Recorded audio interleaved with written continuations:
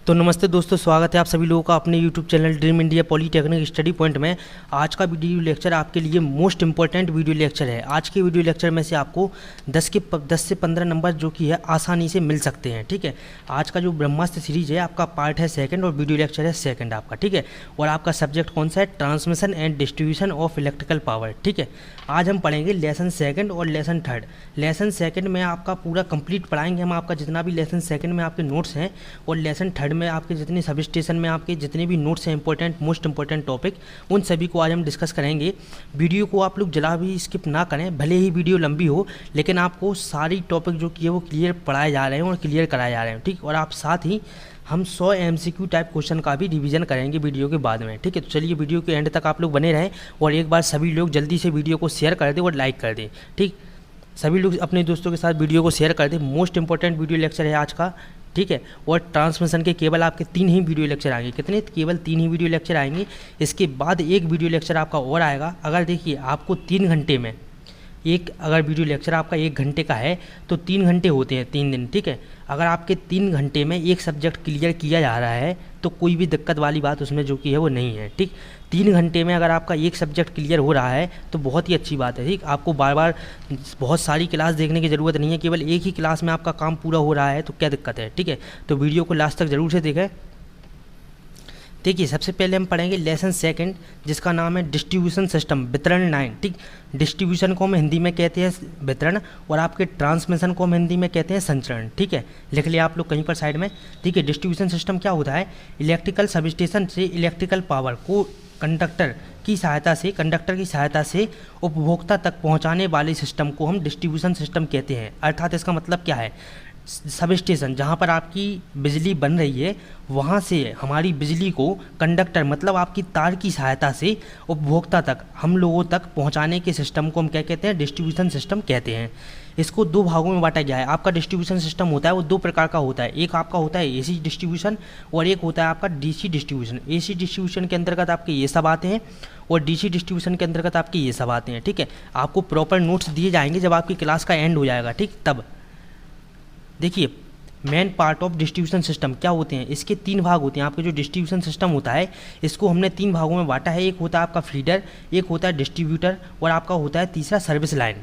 ठीक है, देखिए आप लोग अगर वीडियो नहीं देखेंगे, अगर नोट्स अकेले से पढ़ना है आपको तो उससे अच्छा तो फिर किताब में ही लिखा है। ठीक है, देखिए वीडियो आपको देखना ज़रूरी है, हर चीज़ को सुनना और समझना भी आपको बहुत ही ज़रूरी है। ठीक, उसके बाद ही जो कि है आपके अच्छे नंबर आ सकते हैं। सबसे पहले हम पढ़ते हैं फीडर के बारे में। देखिए जल्दी से पढ़ते हैं। यह एक ऐसा चालक होता है जो इलेक्ट्रिकल पावर को, आपकी बिजली को इलेक्ट्रिकल जनरेटिंग स्टेशन से डिस्ट्रीब्यूशन तक भेजता है। इसकी सामान्य लंबाई से धारा का मान समान होता है क्योंकि इस पर किसी भी प्रकार का टोपिंग नहीं की जाती थी। देखिए फीडर को हम ऐसे समझ सकते हैं। आपका फीडर क्या है? आपका मान लीजिए 1 नंबर है क्या? इलेक्ट्रिकल जनरेटिंग स्टेशन, जहाँ पर आपकी इलेक्ट्रिकल पावर आपकी बिजली बन रही है। ठीक, 1 नंबर हमने मान लिया आपकी स्टेशन है आपका जहाँ पर बिजली आपकी बन रही है और डिस्ट्रीब्यूटर वो है आपका जहाँ से बिजली आपकी वितरित हो रही है, मतलब बट रही है। तो 1 नंबर से लेकर 2 नंबर तक आपका जो चीज़ आपके जिस सिस्टम से पहुँचाई जाती है उसी को हम कहते हैं फीडर। इलेक्ट्रिकल जनरेटिंग स्टेशन से डिस्ट्रीब्यूशन तक भेजने को आपका क्या कहलाता है? फीडर कहलाता है। इसके बाद देखिए आपका डिस्ट्रीब्यूशन क्या होता है? इसकी सहायता से इलेक्ट्रिकल पावर को फीडर से सर्विस लाइन तक पहुंचाया जाता है। आपका जो डिस्ट्रीब्यूशन होता है इसकी सहायता से हम फीडर से आपकी इलेक्ट्रिकल पावर को आपके सर्विस मैन तक पहुंचाते हैं। डिस्ट्रीब्यूशन में विभिन्न कंज्यूमर को सर्विस मैन कंडक्टर द्वारा इलेक्ट्रिकल पावर की टेपिंग की जाती है, इसलिए इसे विभिन्न भागों में धारा का मान अलग अलग होता है। डिस्ट्रीब्यूशन में वोल्टेज ड्रॉप विभिन्न उपभोक्ताओं द्वारा लिए गए इलेक्ट्रिकल करंट पर निर्भर होता है। ठीक, इसके बाद हम पढ़ते हैं सर्विसमैन। देखिए सर्विसमैन क्या होता है? इसकी सहायता से इलेक्ट्रिकल पावर को सबस्टेशन से उपभोक्ता के मीटर बोर्ड, हमारे जो घर के बाहर मीटर बोर्ड लगे होते हैं, ठीक, डिस्ट्रीब्यूशन से आपके मीटर बोर्ड तक, ठीक, डिस्ट्रीब्यूशन से मीटर बोर्ड तक इलेक्ट्रिकल पावर को जो पहुंचाता है वो आपका होता है सर्विसमैन। ठीक, सीधी सी आप समझें। इसके बाद हमारा अगला टॉपिक आता है कि layout of HT and LT distribution system. देखिए आपको हम बता दें कि आपको हमने जो सिंगल लाइन डायग्राम बताया था आप इसको जरूर से याद करें। इसमें से आपके 2 से 3 क्वेश्चन पक्के आएंगे। ठीक है, इसको आप जरूर से याद करें सिंगल लाइन डायग्राम को। अगर आपको इसको और अच्छे से समझना है तो वीडियो के ऊपर, ठीक, वीडियो के ऊपर आई बटन पर आपकी लिंक आ गई है, आप वहाँ पर जाकर उस वीडियो लेक्चर में इसको अच्छे से समझ सकते हैं, बहुत अच्छे से। ठीक है, LT और HT होता क्या है जी? देखिए, LT का फुल फॉर्म होता है लो टेंशन, लो वोल्टेज। ठीक है, HT का आपका फुल फॉर्म होता है हाई टेंशन, मतलब कि हाई वोल्टेज। AC सप्लाई के अंदर 1000 वोल्टेज से कम के वोल्टेज को हम LT वोल्टेज कहा जाता है, और 1000 वोल्टेज से ऊपर और 33,000 वोल्टेज से नीचे के वोल्टेज को हम HT वोल्टेज कहते हैं। इसका आप स्क्रीनशॉट ले सकते हैं अगर आपको लेना हो तो। ठीक, इंपॉर्टेंट है आपका ये।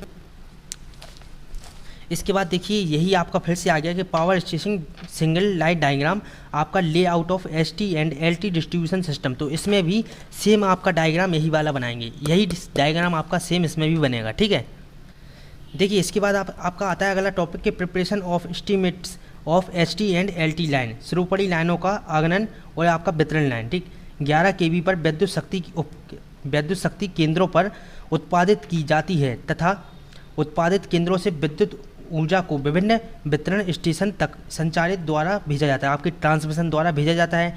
डिस्ट्रीब्यूशन सेंटर वितरण लाइन से उपभोक्ता तक फीडर डिस्ट्रीब्यूशन तथा सेवा लाइन के द्वारा वितरित किया जाता है, जो कि हमें निम्न प्रकार से देती हैं। देखिए, इसका सीधा सीधा कहने का मतलब आपका ये है, जो आपने फीडर, ठीक, आपका सर्विसमेंस और आपका डिस्ट्रीब्यूशन सिस्टम आपने पढ़ा है, उसी सब को मिलाकर यहाँ पर लिख दिया गया है। ठीक, इसमें आपका क्या क्या आएगा, 11 kV की लाइन को विद्युत शक्ति उपकेंद्र से, मतलब हम 11 kV की लाइन को विद्युत शक्ति उपकेंद्र से देते हैं, उसके बाद विद्युत केंद्र से आपके जो डिस्ट्रीब्यूशन सिस्टम तक पहुँचाते हैं। ठीक, विद्युत केंद्र से फीडर तक आपका जो पहुँचाता है वो है आपका डिस्ट्रीब्यूशन सिस्टम, और फिर आपके फीडर से सर्विसमैन तक जो आपका पहुंचाता है।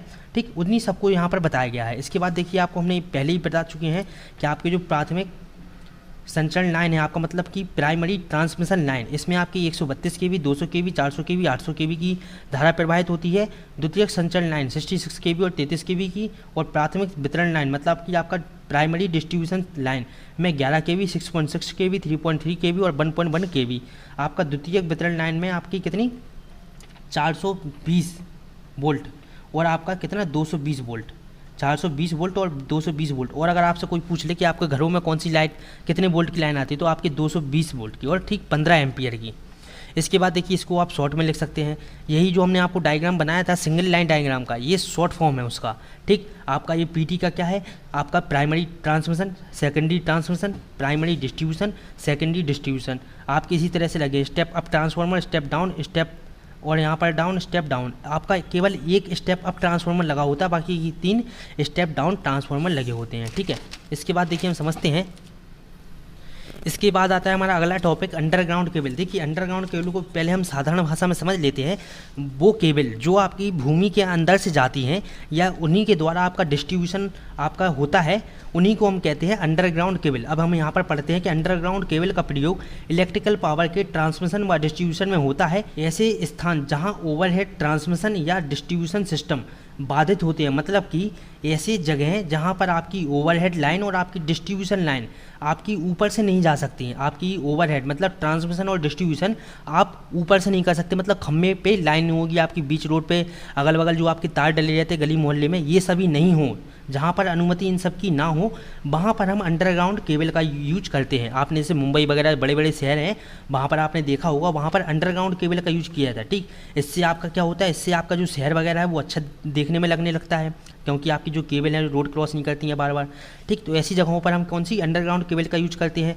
वोल्टेज प्रयोग करने की आवश्यकता के आधार पर केबल कई प्रकार की होती हैं। देखिए, अंडरग्राउंड केबल में अच्छाइयाँ हैं तो कुछ बुराइयाँ भी हैं। देखिए, अगर किसी भी चीज़ की अच्छाई होती है तो उसमें कुछ ना कुछ बुराइयाँ भी होंगी। ठीक है, अंडरग्राउंड केबल में अच्छाइयाँ हैं तो कुछ बुराइयाँ भी हैं।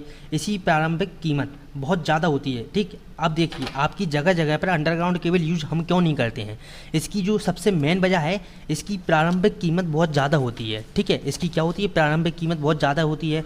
आपकी जो रोड्स हैं वो बहुत चौड़ी चौड़ी होना चाहिए, तभी तो उनके अंदर से आपकी अंडरग्राउंड केबल जाएंगी। अब हम पढ़ेंगे क्लासिफिकेशन ऑफ अंडरग्राउंड केबल। ठीक, मैकेनिकल संचरण व वोल्टेज के आधार पर विभिन्न प्रकार के अंडरग्राउंड केबल का प्रयोग किया जाता है। प्रायः केबल की प्रचारण वोल्टेज से केबल में विभिन्न प्रकार के उपयुक्त इंसुलेटर का निर्धारण किया जाता है। वोल्टेज के आधार पर केबल का विभिन्न कैटेगरी में प्रयोग किया, मतलब कि वोल्टेज के आधार पर आपकी जो अंडरग्राउंड केबल है उनको निम्न भागों में बांटा गया है। इसी प्रकार इसी आधार पर केबल का वर्गीकरण निम्न रूप से किया जाता है। देखिए आपकी केबल जो होती हैं वो निम्न प्रकार से होती हैं, ठीक। अंडरग्राउंड केबल में जो आप यूज किए करते हैं, देखिए सबसे पहले आप इसका स्क्रीनशॉट ले लें। आपकी जो लो वोल्टेज केबल होती है, ठीक, आपकी जो लो वोल्टेज केबल होती है उसमें हम कितनी 1000 वोल्ट की धारा प्रवाहित करते हैं, 1000 वोल्ट तक की, ठीक। हाई वोल्टेज केबल में आपकी 11000 वोल्ट। देखिए सुपर टेंशन केबल में जिसको हम हिंदी में कहते हैं सर्वोत्तम वोल्टता केबल, इसमें आपकी 33000 वोल्ट तक की आपकी जो वैद्युत ऊर्जा होती है उसमें हम वहाँ पर क्या यूज करते हैं, super tension cable. Extra high tension cable में हम कितनी वोल्टेज प्रवाहित करेंगे, 13200 वोल्ट, 13200 वोल्ट तक। और आपका एक्स्ट्रा हाई टेंशन केबल में वोल्टेज कितना होगा आपका, 13200 वोल्ट से ऊपर। देखिए अब आपसे MCQ टाइप क्वेश्चन बनेगा कि अगर आपकी अंडरग्राउंड केबल में हमको 13200 वोल्ट तक का वोल्टेज जो कि है प्रवाहित करना है तो हम कौन सी केबल का यूज करेंगे, ठीक। ध्यान से सुनिएगा, अगर आपके MCQ टाइप क्वेश्चन में पूछ लेगा कि अगर हमको जो कि है अंडरग्राउंड केबल में आपकी 33000 वोल्ट तक का वोल्टेज प्रवाहित करना है तो हमारी कौन सी केबल यूज होगी, तो आपकी कौन सी केबल, सुपर टेंशन केबल। अगर आपसे पूछ ले कि आपकी जो अंडरग्राउंड केबल में 11000 वोल्ट का हमें वोल्टेज प्रवाहित करना है तो हम कौन सी केबल का यूज करेंगे, हाई वोल्टेज केबल। इसलिए हम आपसे कह रहे हैं कि इसका स्क्रीनशॉट ले लें, आपका इंपॉर्टेंट है ये, ठीक है। देखिए अब इन्हीं सभी के बारे में डिटेल से पढ़ते हैं कि इन केबल का प्रयोग मैक्सिमम 1 kV वोल्ट के लिए होता है। देखिए हमने इसके पहले वाले वीडियो लेक्चर में आपको गलत बता दिया हो तो अगर आपकी जिस भी संख्या में से kV को अगर हम हटा देते हैं, वोल्ट में कन्वर्ट करते हैं तो 3 जीरो आपकी लग जाती हैं, 3 जीरो आपकी लगा देते हैं। अगर हम वोल्ट में कन्वर्ट करते हैं kV को तो आपका देखिए 1000 kV यहाँ पर लिखा है, अगर हम इसको वोल्ट में कन्वर्ट करें तो आपका कितना होगा, 1000 वोल्ट, ठीक। इस केबल का प्रयोग मैक्सिमम 1000 वोल्ट या 1 kV वोल्टेज के लिए किया जाता है। इसके लिए किसी विशेष संरचना की आवश्यकता नहीं होती है, ठीक। इसमें विद्युत रोधक के लिए इम्प्रेग्नेटेड पेपर, संसेचित कागज, जिसको हम हिंदी में क्या कहते हैं, संसेचित कागज, या आपका बर्निश्ड कैम्ब्रिक और आपका वल्केनाइज्ड रबर, ठीक। इन्हीं सब का जो कि है प्रयोग किया जाता है आपका किसमें, लो वोल्टेज केबल बनाने के लिए, ठीक। इसके बाद आपका आता है high voltage cable. High voltage cable क्या होता है, इन केबल का प्रयोग maximum 11 kV volt, 11 kV volt का मतलब कितना, 11 kV का कितना हो गया, मतलब 11000 वोल्ट वोल्टेज के लिए किया जाता है।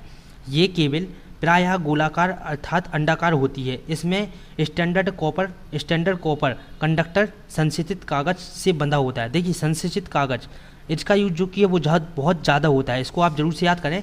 इससे बंधा होता है आपका जो आपका कॉपर कंडक्टर होता है वो संसेचित कागज से बंधा होता है, ठीक है।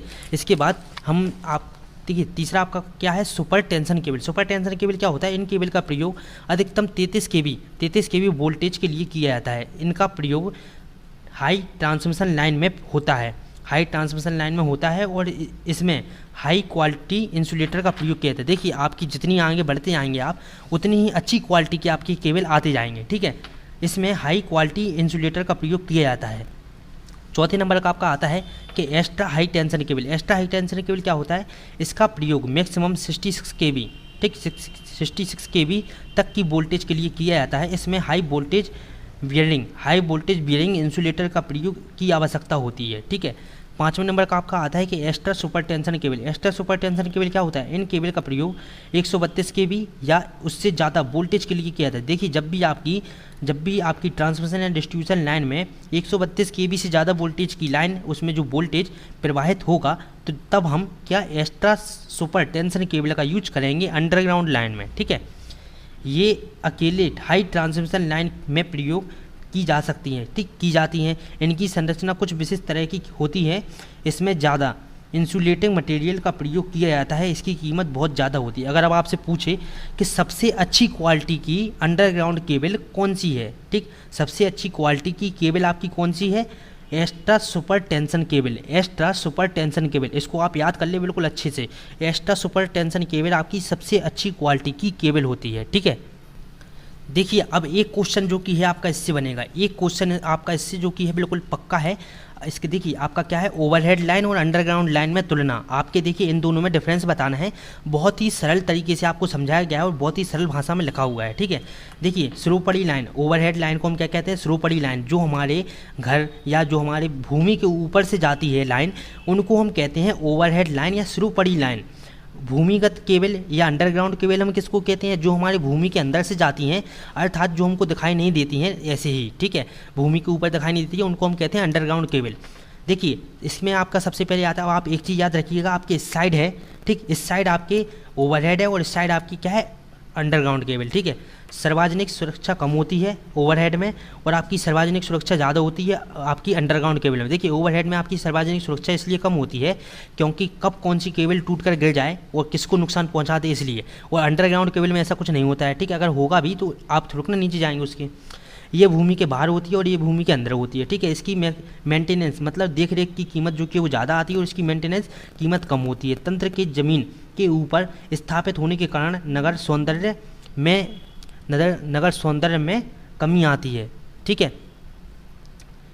आपके जो तंत्र के ज़मीन के अंदर स्थापित होने के कारण नगर सौंदर्य में कमी आती है। इसका मतलब क्या है, आपकी जो ओवरहेड लाइन होती है वो हमारे गली मोहल्ले में से, ठीक, शहर में बीच बीच में से निकल जाती हैं, तो उससे क्या होते हैं, नगर सुंदरता में जो कि है वो कमी आती है आपकी, ठीक है। और वही अगर आपकी अंडरग्राउंड केबल की बात करें तो ये क्या नगर की सुंदरता को बढ़ाती हैं, ठीक। इसका प्रारंभिक मूल्य कम होता है, इसका प्रारंभिक मूल्य आपका ज़्यादा होता है। आपकी अगर हम कह लें कि ओवरहेड लाइन आपकी सस्ती होती है और अंडरग्राउंड केबल आपकी महंगी होती है। कंडक्टर के मध्य अधिक अंतराल होने के कारण लाइन में आवेश धारा का मान भी कम होता है। और इसमें आपका देखिए क्रोड के मध्य कम अंतराल होने के कारण कैपेसिटेंस अधिक होता है और आवेश धारा का मान ज़्यादा होता है। 7वें नंबर पे आपका आता है, इसमें कोरोना लॉस होता है, इसमें कोरोना लॉस नहीं होता है। इसमें फॉल्ट अधिक होते हैं, इसमें फॉल्ट कम होते हैं। आपकी जो अंडरग्राउंड केबल में जो आपकी केबल यूज़ की जाती है वो अच्छी क्वालिटी की यूज़ की जाती है, ठीक है। इसलिए उस वजह से उसमें केबल जो कि है बहुत कम होते हैं आपके फॉल्ट, सॉरी। और इसमें आपके जो ओवरहेड लाइन में आपके फॉल्ट ज़्यादा होते हैं, ठीक, ओवरहेड लाइन में। 9वें नंबर का आपका आता है डिफरेंस कि इसमें फॉल्ट लोकेशन आसानी से ढूंढ सकते हैं। एक चीज़ लेकिन आपका जो ओवरहेड लाइन है उसमें एक चीज़ अच्छी है कि आपका जहाँ कहीं फॉल्ट अगर हो जाता है तो उसको हम बड़ी आसानी से ढूंढ सकते हैं। लेकिन अगर वही हम अंडरग्राउंड केबल की बात करें तो उसमें फॉल्ट ढूंढने में हमें क्या होती है, कठिनाई होती है। यह आसानी से रिपेयर हो जाते हैं और ये आसानी से रिपेयर आपके नहीं होंगे। अंडरग्राउंड केबल में थोड़ी आपकी जो कि है मुसीबतों का सामना करना पड़ता है कि इसको रिपेयर करने में, और इसमें वही रिपेयर करने में जो कि ये बिल्कुल भी आसान आपके होते हैं, ठीक। यह 400 kV तक का कार्य करता है और यह 60 kV तक कार्य कर सकता है। इस पर लाइटिंग इफेक्ट ज़्यादा पड़ता है और इस पर लाइटिंग इफेक्ट कम पड़ता है, ठीक है। इसके बाद देखिए हम केबल के बारे में जान लेते हैं कि आपकी केबल बनी किस किस चीज़ से होती है, ठीक। केबल के अंदर आपकी क्या क्या चीज़ें जो कि है वो लगी होती हैं। देखिए जनरल कंस्ट्रक्शन ऑफ केबल, ठीक है। अंडरग्राउंड केबल का प्रयोग हाई वोल्टेज पर पावर को ट्रांसमिट करने के लिए किया जाता है, ठीक। आपकी जो अंडरग्राउंड केबल होती है उसका प्रयोग किसके लिए किया जाता है, आपकी हाई वोल्टेज पर पावर को ट्रांसमिट करने के लिए किया जाता है। ये सिंगल कोर अथवा मल्टी कोर दोनों प्रकार की हो सकती हैं तथा ये कोर आपस में बेल्कनाइज्ड बिटुमेन अथवा जिसको हम हिंदी में कहते हैं क्या, संसेचित कागज से आपस में अपनी बंधी होती है, ठीक। संसेचित कागज से क्या होती हैं, द्वारा बंधी रहती हैं। इसमें मुख्य भाग होते हैं, आपकी जो केबल होती हैं उसमें निम्न प्रकार के जो कि है भाग होते हैं। पहला आपका होता है कोर, दूसरा होता है आपका संसेचित कागज जिसको हम कहते हैं इम्प्रेग्नेट पेपर, तीसरा आपका होता है मेटेलिक शीट, ठीक, जिसको हम कहते हैं धात्विक म्यान। इस चौथा आपका होता है बीडिंग और आपका 5वां होता है कवच और 6वां आपका होता है क्या, सेवा आवरण। तो इस प्रकार के आपके इनको भागों में बांटा गया है। अब इन सभी के बारे में भी हम डिटेल से थोड़ा थोड़ा पढ़ लेते हैं। क्रोड आपका क्या होता है, देखिए सबसे पहले हम जानते हैं क्रोड के बारे में, ठीक। इसके पहले हम इसका चित्र देख लेते हैं। देखिए ये है आपकी केबल का डायग्राम। अब हम सबसे भारी परत से बात करते हैं, आपकी सबसे ऊपर, आपकी केबल के सबसे ऊपरी परत को हम कहते हैं क्या, सेविंग लेयर, ठीक। ये आपकी धूप, बरसात और आपके आदि मौसमों से केबल की रक्षा करती है। और सेविंग के अंदर आपका होता है क्या, मेटेलिक अमाउरिंग। आपका तीसरा होता है क्या, बीडिंग। आपका चौथा इसका जो अंदर का भाग होता है, ठीक, हम बाहर की तरफ से अंदर की ओर आ रहे हैं, केबल में। चौथा आपका होता है मेटेलिक शीट। आप इसके बाद आता है आपका फैब्रिकेटेड टेप, ठीक है, फैब्रिकेटेड टेप। और इसके बाद इसके बाद आपका आता है इम्प्रेग्नेटेड पेपर, और इसके बाद आते हैं आपके कोर। ठीक, जो तार आपके जो केबल के अंदर तार निकलता है वो आपका है कोर। जो उस तार के ऊपर जो आपका इंडक्टर आपका जो पदार्थ चढ़ा रहता है उसको हम कहते हैं क्या, इम्प्रेग्नेटेड पेपर। उसी को हम कहते हैं क्या, इम्प्रेग्नेटेड पेपर। उसकी ओर हम बाहर को आते जाएंगे, उस तरह से आपके यहाँ नाम सभी लिखे हुए हैं। अब इन सभी के बारे में हम पढ़ लेते हैं एक बार। तो देखिए इन सभी के बारे में हम थोड़ा थोड़ा पढ़ लेते हैं कि आपका कोर क्या होता है। अंडरग्राउंड केबल प्रायः सिंगल कोर और मल्टी कोर की होते हैं। ये प्रायः कॉपर और एल्यूमिनियम के बने होते हैं। ठीक, तो हमने क्या जाना, आपके जो कोर होते हैं अंदर के, जो आपके केबल के अंदर कोर होते हैं वो आपके अधिकतर एल्यूमिनियम और आपके कॉपर के बने होते हैं। ठीक, दूसरा आपका है क्या, संश्लेषित कागज। केबल में सभी कोर आपस में इम्प्रेग्नेटेड पेपर द्वारा बंधे होते हैं। इसके लिए प्रायः अन्य पदार्थ जैसे वैल्कनाइज्ड बिटुमेन अथवा आपका क्या है, बेनिस्ड कॉम्ब्रिक का प्रयोग किया जाता है। ठीक, तीसरे नंबर पर आपका आता है धात्विक म्यान, मेटलिक शीट। ठीक, नमी और नमी गैस और विभिन्न प्रकार की क्षणिकपूर्ण कंपोनेंट से बचाने के लिए हम इसका प्रयोग करते हैं। किसका, एल्यूमिनियम व लीड के मिश्रण को इसके ऊपर लपेट देते हैं, जिसको हम कहते हैं मेटलिक शीट कहते हैं। ठीक है, अगर आपको इसके बारे में सभी के बारे में डिटेल से पढ़ना है तो इसकी अलग से वीडियो है चैनल पर। ठीक, और हम आपको वीडियो के लास्ट में, जो कि है थर्ड वीडियो के लास्ट में, इसके बाद जो वीडियो लेक्चर आएगा उसी के साथ आपको इसकी पूरी कंप्लीट, ठीक, नोट्स की और आपके MCQ टाइप क्वेश्चन की PDF बनाकर दे देंगे, तो आप उससे पढ़ सकते हैं। ठीक है, अभी हम आपको इसलिए थोड़ा थोड़ा पढ़ा रहे हैं क्योंकि वीडियो जो की है हमको लंबी ज़्यादा नहीं बनानी है। ठीक है, चौथे नंबर पर आपका आता है संस्तरण। ठीक, आपके जिसको हम कहते हैं बीडिंग। मेटलिक शीट की सुरक्षा के लिए उस पर पेपर टेप लगाया जाता है। ठीक, ये आपका क्या करता है, मेटलिक शीट की आपकी सुरक्षा करता है। बीडिंग की परत अमाउरिंग की परत के साथ कोई क्रिया नहीं करती है। ठीक है, इसके बाद देखिए हम अमाउरिंग क्या होता है, कवच। ठीक, केबल को यांत्रिक आघात या क्षति से बचाने के लिए हम उसके बीडिंग परत के ऊपर गैल्वेनाइज्ड स्टील या स्टील टेप की परत का प्रयोग करते हैं। गैल्वेनाइज्ड स्टील या स्टील परत का प्रयोग करते हैं, जिसे कवच या अमाउरिंग हम कहा जाता है। ठीक है, आपका देखिए छठवें नंबर पर आता है आपका सेवा आवरण, सर्विंग लेयर। ठीक, सर्विंग लेयर का होता है अमाउरिंग या कवच की परत के ऊपर एक परत चढ़ाई जाती है जो किसी फैब्रिक मेटल की बनाई जाती है। देखिए हमने केबल में किस तरह से बात की, सबसे पहले हमने कोर के बारे में पढ़ा और इसी के साथ साथ हम केबल की बाहरी परतों के बारे में पढ़ते गए हैं। ठीक है, तो इस प्रकार से आपकी जो केबल का निर्माण होता है इन सभी को। अब देखिए हमको अब पढ़ना है अंडरग्राउंड केबल। आपका जो अंडरग्राउंड पावर केबल के लाभ क्या होते हैं। देखिए अंडरग्राउंड पावर केबल पर त्वरित विद्युत आपकी जो बिजली गिरती है बारिश के मौसम में, वो तूफान, बारिश आदि का प्रभाव नहीं पड़ता है। देखिए आपकी जो अंडरग्राउंड केबल होती है, भूमि के अंदर केबल जो आपकी होती हैं, उन पर आपकी बिजली का, तूफान का, बारिश का, ठीक, किसी भी मौसम का आपका प्रभाव नहीं पड़ता है। नगरों की शोभा में वृद्धि होती है, मतलब आपके जो शहर वगैरह हैं वो अति सुंदर आपके दिखने लगते हैं, क्योंकि बीच बीच रोड में से आपके तार नहीं जाते हैं। ठीक, आपका जाल टाइप जो कि तारों का वो नहीं बनता है। मानव जीवन के लिए अति सुरक्षित होते हैं। देखिए आपकी जो ओवरहेड आपकी लाइन होती है उनमें आपका टूटने का डर रहता है। ठीक, अगर टूट कर किसी के घर पर या किसी के ऊपर गिर जाती है तो उससे हमको नुकसान होता है, लेकिन अंडरग्राउंड केबल में ऐसा नहीं होता है। ठीक है, ये केबल भूमि के अंदर होती है जिससे फॉल्ट कम होते हैं। इन फॉल्ट आपकी जो अंडरग्राउंड केबल होती है इनमें आपके फॉल्ट कम होते हैं, लेकिन नुकसान क्या है, अगर आपका इसमें कोई फॉल्ट हो जाता है तो ढूंढने में बहुत मुश्किल होती है। इसकी मेंटेनेंस कीमत बहुत कम होती है। ठीक, इसकी देख रेख बहुत कम करना पड़ती है हमको। इसमें कोरोना लॉस नहीं होता है और इस पर लाइटिंग इफेक्ट नहीं पड़ता है। ठीक है, तो ये थे आपके अंडरग्राउंड पावर केबल के लाभ। देखिए इसके बाद हम पढ़ेंगे लॉसेस इन डिस्ट्रीब्यूशन सिस्टम। आपके जो डिस्ट्रीब्यूशन सिस्टम में होने वाली हानि। वितरण प्रदाय में हानियों के दो प्रकार होते हैं, तकनीकी विद्युत हानियाँ, ठीक, शक्ति हानि, टेक्निकल इलेक्ट्रिकल पावर लॉस, और आपकी निश्चित मतलब फिक्स्ड तकनीकी हानि। ठीक, सबसे पहले हम पढ़ते हैं टेक्निकल लॉसेस के बारे में। तो देखिए टेक्निकल लॉसेस कंडक्टर में ऊर्जा के क्षय उपकरण, ठीक, और आपके ट्रांसमिशन लाइन, ट्रांसफार्मर एवं ट्रांसमिशन लाइन, डिस्ट्रीब्यूशन लाइन और ट्रांसफार्मर में चुंबकीय नुकसान के कारण होते हैं टेक्निकल लॉसेस। ठीक है, तकनीकी हानि भी दो प्रकार की होती हैं। आपकी टेक्निकल लॉस जो होते हैं वो दो प्रकार के होते हैं। एक आपके होते हैं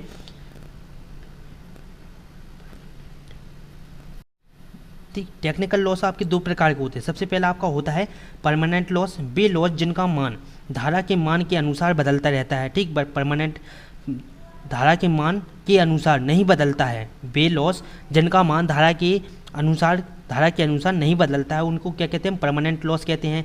यह हानि केवल ऊष्मा ध्वनि और ट्रांसफार्मर को अर्जित करने से व्यय होती है। ठीक, इसके बाद दूसरे नंबर पर आपका आता है टेक्निकल लॉसेस के अंतर्गत ही कि आपका दूसरा होता है टेम्परेरी लॉस। यह हानि वितरण की गई बिजली की मात्रा के वर्ग तथा समय के अनुपात होते हैं। ठीक, यह हानि I²RT कहलाती है। अगर आपको पूछ ले कि टेम्परेरी लॉस को हम क्या कहते हैं तो I²RT कहते हैं टेम्परेरी लॉस को। ठीक है, दूसरा आपका आता है नॉन टेक्निकल लॉस। ठीक, नॉन टेक्निकल लॉस में हम पढ़ेंगे कि नॉन टेक्निकल लॉस जिसे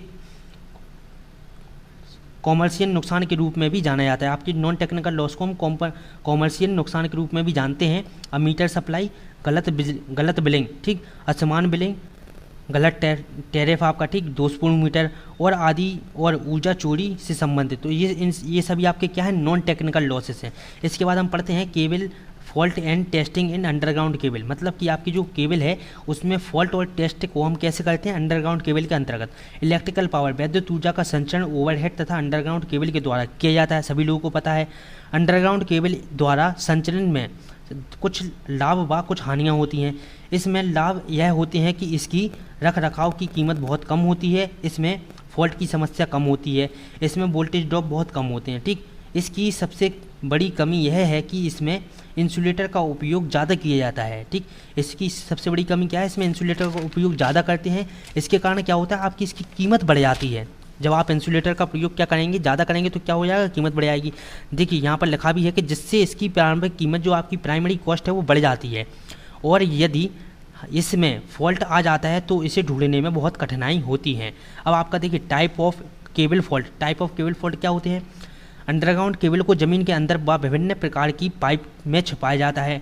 ठीक, यही कारण है कि उसमें फॉल्ट होता है। तब जब कभी इसमें फॉल्ट आते हैं तो लाइन कंडक्टर ना देखने के कारण इसमें फॉल्ट का स्थानीकरण कठिन होता है। ठीक, देखिए अगर आपकी जो अंडरग्राउंड केबल है वो आपकी पाइप वगैरह के अंदर डाली गई है और उसमें कभी बाई चांस फॉल्ट हो जाता है, ठीक, तो उसको हम कैसे ढूंढते हैं। आप पूरी पाइपलाइन हटाकर पूरी केबल निकाल कर तो देखेंगे नहीं।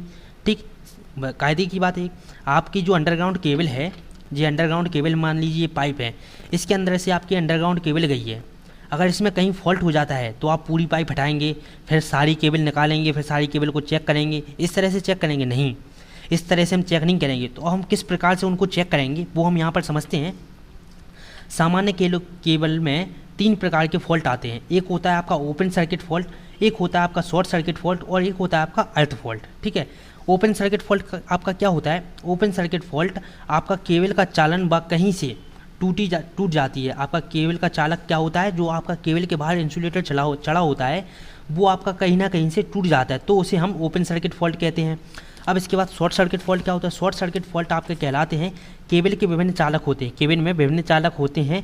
जब कभी उन पर इलेक्ट्रिकल इंसुलेटर ऊपर से हट जाता है या उस पर से किसी कारण से हट जाता है तथा नंगे क्रोड आपस में आ जाते हैं। देखिए अगर जब आपके 2 तार आपस में टकराएंगे, जब आपके क्या होगा 2 तार आपस में टकराएंगे तो उनको हम कहेंगे क्या, शॉर्ट सर्किट फॉल्ट।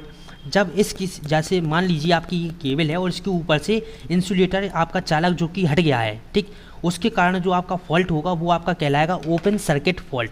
तीसरा आपका क्या है, अर्थ सर्किट फॉल्ट। अर्थ फॉल्ट क्या होता है। अर्थ फॉल्ट देखिए हम पढ़ते हैं यहाँ पर, जब केबल के चालक पृथ्वी के संपर्क में आ जाता है। जब मान लीजिए आपकी जो केबल है आपकी केबल का चालक जब आपकी पृथ्वी के संपर्क में आ जाता है तो उसी को हम कहते हैं क्या, अर्थ फॉल्ट कहते हैं। ठीक, इन सभी को देखिए हमने आपको शॉर्ट में इसलिए बता रहे हैं क्योंकि आपकी वीडियो लंबी ना हो, आपको नोट्स दे देंगे, आप उससे आराम से डिटेल से पढ़िएगा। ठीक, अब इन सभी जो आपके शॉर्ट सर्किट फॉल्ट होते हैं, ये सभी प्रकार के अंडरग्राउंड केबल में, तो इन सब को हम चेक कैसे करते हैं कि आपका फॉल्ट है कहाँ, तो उन्हीं सब के बारे में अब हम पढ़ेंगे। आपका पहला होता है Murray loop test. Murray loop test आप क्या, तो मुर्ले लूप टेस्ट में अंडरग्राउंड केबल के शॉर्ट सर्किट तथा अर्थ फॉल्ट के दोष व स्थानीकरण की कॉमन व सटीक विधि है। ठीक, देखिए मर्ले लूप टेस्ट के द्वारा हम अंडरग्राउंड केबल में होने वाले शॉर्ट सर्किट फॉल्ट और अर्थ फॉल्ट को पता लगा सकते हैं एकदम सटीक तरीके से। ठीक है, कि आपके इसमें फॉल्ट है कहाँ। चूँकि इस परीक्षण को सर्वप्रथम मर्ले नामक शिल्प वैज्ञानिक ने किया था, इसलिए इसका नाम क्या रख दिया हमने, मर्ले लूप टेस्ट रख दिया। इसके द्वारा हम दो प्रकार के फॉल्ट का पता लगा सकते हैं, एक अर्थ फॉल्ट लोकेशन भू प्रदोष स्थानीकरण और दूसरा आपका शॉर्ट सर्किट लोकेशन लघु पथ प्रदोष स्थानीकरण। ठीक, इसके बाद आपका आता है बर्नली लूप टेस्ट। ठीक, बर्नली लूप टेस्ट को भी हम देख लेते हैं। बर्नली लूप टेस्ट आपका क्या होता है, देखिए बर्नली लूप टेस्ट क्या होता है। बर्नली लूप टेस्ट में हम क्या करते हैं, अंडरग्राउंड केबल के अर्थ फॉल्ट व शॉर्ट सर्किट फॉल्ट का पता लगाते हैं। बर्नली लूप टेस्ट और मर्ले लूप टेस्ट, बर्नली लूप टेस्ट और आपका मर्ले लूप टेस्ट, इन दोनों में ही आपका क्या करते हैं, अंडरग्राउंड केबल के अंदर आपके जो अर्थ फॉल्ट और शॉर्ट सर्किट फॉल्ट होते हैं उन दोनों का पता लगाते हैं। ठीक है, पता लगाया जाता है। यह टेस्ट की व्हीटस्टोन ब्रिज के सिद्धांत पर कार्य करता है। यह टेस्ट भी व्हीटस्टोन ब्रिज के सिद्धांत पर कार्य करता है। इसकी खोज बर्नले नामक शिल्प वैज्ञानिक ने की थी। इसकी खोज आपकी किसने, बर्नले नामक शिल्प वैज्ञानिक ने की थी। इसका नाम इसलिए हमने क्या रख दिया, बर्नले लूप टेस्ट रख दिया। ठीक, आपके जितने भी खोज हुई हैं उनके वैज्ञानिक के नाम पर ही अधिकतर खोजों के नाम जो किया वो रखे गए हैं। अब देखिए आपका लेसन थर्ड स्टार्ट हो जाता है सब स्टेशन। और देखिए आपको एक चीज़ बता दें, आप लोग मर्ले लूप टेस्ट और बर्नले लूप टेस्ट इन दोनों को ही अच्छे से पढ़ लेना। जब हम आपको अगले वीडियो लेक्चर में नोट्स देंगे टेलीग्राम पर, ठीक, टेलीग्राम को अगर आपने अभी तक ज्वाइन नहीं किया तो टेलीग्राम को सबसे पहले ज्वाइन कर लें। वहाँ पर हमने आपको आज कम्युनिकेशन स्किल के नोट्स डाल दिए हैं। ठीक, कम्युनिकेशन स्किल के नोट्स नहीं डाले हैं सभी, केवल आपका जो फर्स्ट लेसन है प्रीपोजिशन उसकी आपकी हमने पीडीएफ बनाकर डाल दी। उसमें आपके सारे नियम लिखे हैं और आपके जितने भी एमसीक्यू टाइप क्वेश्चन हैं वो सभी उसमें हैं कम्युनिकेशन स्किल सेकंड के। ठीक है, तो आप उसको डाउनलोड कर लें और कल हम आपको इसकी पीडीएफ और वीडियो लेक्चर दोनों ही दे देंगे और इसी के साथ आपका ट्रांसमिशन जो कि है पूरी तरह से समाप्त हो जाएगा। ठीक है, सब स्टेशन क्या होता है, electrical sub station electric supply system में वे स्थान होते हैं जहाँ इलेक्ट्रिकल एनर्जी में किसी भी प्रकार का ट्रांसफॉर्मेशन या कंट्रोल किया जाता है। ठीक, आपका सब स्टेशन में क्या होता है, आपकी इलेक्ट्रिकल एनर्जी को, आपकी विद्युत ऊर्जा को ट्रांसफॉर्मेशन या कंट्रोल नियंत्रक हम करते हैं, उसी को हम कहते हैं सब स्टेशन। ठीक है, इलेक्ट्रिकल सब स्टेशन के स्थापित करने के लिए कुछ महत्वपूर्ण बिंदु हैं। अगर आपको सब स्टेशन को स्थापित करना है तो उसके लिए आपको कुछ महत्वपूर्ण बिंदुओं का ध्यान रखना होगा। सब स्टेशन को एक उचित स्थान पर जहां पावर की मांग, आपकी बिजली की मांग या डिमांड ज़्यादा हो और सप्लाई ज़्यादा हो और सप्लाई की दृष्टि से स्थापित किया जाता है। ठीक, आपकी डिमांड और सप्लाई इन दोनों की दृष्टि से आपकी सब स्टेशन को स्थापित किया जाता है। दूसरा आपका है सब स्टेशन सुरक्षा और विश्वसनीय होना चाहिए। तीसरा आपका है इसको स्थापित करने में कम से कम व्यय होना चाहिए। ठीक है, आपको जो सब स्टेशन को बनाने के लिए कम से कम खर्च जो कि है वो आना चाहिए। इसके बाद देखिए classification of sub station. Classification of sub station में अगर हम देखते हैं तो इलेक्ट्रिकल सब स्टेशन का क्लासिफिकेशन निम्नलिखित प्रकार से किया जाता है, अकॉर्डिंग टू सर्विस रिक्वायर्ड। ठीक, सेवा की आवश्यकता के अनुसार, और दूसरा आपका है कि संरचना के अनुसार। ठीक, अकॉर्डिंग टू कंस्ट्रक्शन फीचर। सबसे पहले आपका आता है according to service required, according to service required, transformer substation, distribution substation, switching substation, industrial substation, frequency change, और आपका क्या है power factor corrector substation, और आपका यहाँ पे क्या है कन्वर्टिंग सब स्टेशन। तो इस प्रकार के आपके ये सब स्टेशन होते हैं किसके, अकॉर्डिंग टू सर्विस रिक्वायर्ड के अनुसार। ठीक है, इसके बाद आपका आता है, देखिए इन सभी पॉइंट के बारे में हम थोड़ा थोड़ा पढ़ लेते हैं, ज़्यादा नहीं, थोड़ा थोड़ा हम पढ़ते हुए चलते हैं। आपका पहला क्या है ट्रांसफॉर्मर सब स्टेशन। देखिए इस प्रकार के सब स्टेशन पर इलेक्ट्रिक के हाई वोल्टेज को लो वोल्टेज में और लो वोल्टेज को हाई वोल्टेज में और हाई वोल्टेज को लो वोल्टेज में चेंज करते हैं। आपके जो ट्रांसफॉर्मर सब स्टेशन होते हैं इसमें हम हाई वोल्टेज को लो वोल्टेज में और लो वोल्टेज को हाई वोल्टेज में चेंज करते हैं। इसको भी निम्न प्रकार से वर्गीकृत किया गया है, प्राइमरी ट्रांसमिशन सब स्टेशन और सेकेंडरी ट्रांसमिशन सब स्टेशन। आपके देखिए प्राइमरी ट्रांसमिशन सब और आपका सेकेंडरी ट्रांसमिशन, प्राइमरी डिस्ट्रीब्यूशन और आपका सेकेंडरी डिस्ट्रीब्यूशन, इन सभी के बारे में आपको जो कि डिटेल से पढ़ना ही होगा। ठीक है, दूसरे नंबर का आपका आता है कि डिस्ट्रीब्यूशन सब स्टेशन क्या होता है, यह sub station secondary transmission sub station को स्टेप डाउन करके कंज्यूमर तक पहुंचाते हैं। ये क्या करते हैं, आपकी sub station secondary transmission sub station को स्टेप डाउन करके कंज्यूमर तक पहुंचाते हैं। यह यहाँ पर उपयोग किए जाने वाले transformer step down delta two star connection. देखिए इसमें एक चीज़ इंपॉर्टेंट है, क्या है, अगर आपसे पूछ ले कि डिस्ट्रीब्यूशन सिस्टम में डिस्ट्रीब्यूशन सिस्टम में किस प्रकार के ट्रांसफार्मर का यूज करते हैं? तो देखिए step down delta 2 star connection का होता है। ठीक, इस प्रकार यहाँ पर उपयोग किए जाने वाले transformer step down delta 2 star connection का होता है। यह स्टेप 3 फेज 4 वायर के मान का होता है, जिसे कंज्यूमर लाइट, फैन, मोटर आदि के लिए सप्लाई देते हैं। ठीक है, तीसरे नंबर पर आते हैं स्विचिंग सबस्टेशन। स्विचिंग सबस्टेशन क्या होते हैं? स्विचिंग सबस्टेशन में वोल्टेज के मान में कोई भी परिवर्तन नहीं होता है। यह सबस्टेशन पर केवल एक सबस्टेशन को दूसरे सबस्टेशन पर इंटरकनेक्ट अर्थात ग्रिड वोल्टेज से जोड़ा जाता है। ठीक है, आपका चौथा आता है कि इंडस्ट्रियल सबस्टेशन। देखिए हम आपको इसलिए थोड़ा आराम से समझा रहे हैं आज, क्योंकि बहुत बच्चों ने जो कि कहा है कि सर आप आराम से बोलिए, तो ठीक इसलिए हम आपको आराम से समझा रहे हैं, लेकिन इतनी आराम से भी नहीं समझाएंगे कि आपका जो वीडियो लेक्चर है 2 घंटे का बने। एक वीडियो 1 घंटे के अंदर हमको कंप्लीट करनी ही है। ठीक है, इंडस्ट्रियल सबस्टेशन क्या होता है? बड़े इंडस्ट्रियल कंज्यूमर को जिनकी अत्यधिक शक्ति की ज़रूरत होती है, इंडस्ट्रियल सबस्टेशन कहलाते हैं। देखिए ऐसे सबस्टेशन जहाँ पर आपके बहुत ही ज़्यादा आपकी विद्युत ऊर्जा की ज़रूरत होती है, उसको हम इंडस्ट्रियल सबस्टेशन कहते हैं। फ्रिक्वेंसी चेंज सबस्टेशन क्या होता है? कुछ विशेष कार्यों जैसे इंडक्शन, हीटिंग आदि से हाई फ्रिक्वेंसी से लो फ्रिक्वेंसी में बदलता है, फ्रिक्वेंसी चेंजर कहलाता है। देखिए जो आपकी हाई फ्रिक्वेंसी को लो फ्रिक्वेंसी में चेंज करता है वो आपका फ्रिक्वेंसी चेंज सबस्टेशन कहलाता है। ठीक है, देखिए आपको इतनी सरल भाषा में समझा रहे हैं, कहीं भी आपको इतनी सरल भाषा में जो कि है नहीं समझाया जाता है। ठीक है, तो इसलिए सभी लोग एक बार ईमानदारी से वीडियो को लाइक कर दें और शेयर कर दें। ठीक, 6वें नंबर पर आपका आता है कि power factor correction substation. Power factor correction करने के लिए रिसीविंग एंड पर तुल्यकालिक संधारित्र कैपेसिटर लगाया जाता है। इस प्रकार लो पावर फैक्टर के कारण संचरण लाइन तथा शक्ति उत्पादन केंद्र में उच्च धारा प्रवाहित पर अंकुश लगाया जाता है। इस प्रकार के substation power factor correction substation कहलाते हैं। ठीक, तो आप लोग देखिए 1-2 बार जो कि इनको अच्छे से पढ़ लेना, हम आपको नोट्स दे देंगे कल, और एक जो वीडियो लेक्चर बचेगा वो वाला। ठीक है, तो इनके बारे में जब आप अच्छे से पढ़ लेंगे तो आपके MCQ टाइप क्वेश्चन कहीं से बचकर जाएंगे ही नहीं। ठीक, इन्हीं में से सबसे आएंगे। कन्वर्टिंग सबस्टेशन, आजकल शक्ति का उत्पादन, संचरण व वितरण प्रत्यावर्ती धारा पर किया जाता है, परंतु कुछ विशेष कार्यों के लिए जैसे बैटरी, चार्जर आदि के DC की आवश्यकता होती है। इसके लिए कन्वर्टिंग सबस्टेशन का प्रयोग किया जाता है। ठीक, इसके बाद हम पढ़ेंगे अकॉर्डिंग टू कंस्ट्रक्शन फीचर। ठीक, एक सबस्टेशन पर बहुत प्रकार के उपकरण लगाए जाते हैं, जैसे सर्किट ब्रेकर। ठीक, और आपका स्विच, बेट, अरेस्टर आदि को लगाया जाता है। इन सारे उपकरणों को लगाने के लिए बहुत सारी जगहों की आवश्यकता होती है। इन उपकरणों को रेटिंग के अनुसार जैसे जैसे पावर की डिमांड बढ़ती है और उसी प्रकार सबस्टेशन की रेटिंग भी बढ़ जाती है। अगर हम देखें कि एक साधारण सबस्टेशन की रेटिंग कितनी होती है? 220 kVA में की जाती है। ठीक है, अतः संचरण की दृष्टि से सबस्टेशन 4 प्रकार के होते हैं। संचरण की दृष्टि से आपके जो सबस्टेशन होते हैं वो कितने प्रकार के होते हैं? 4 प्रकार के होते हैं। पहला आपका होता है indoor type substation, outdoor type substation, underground type substation, और आपका तीसरा कौन सा होता है? PDE माउंटेड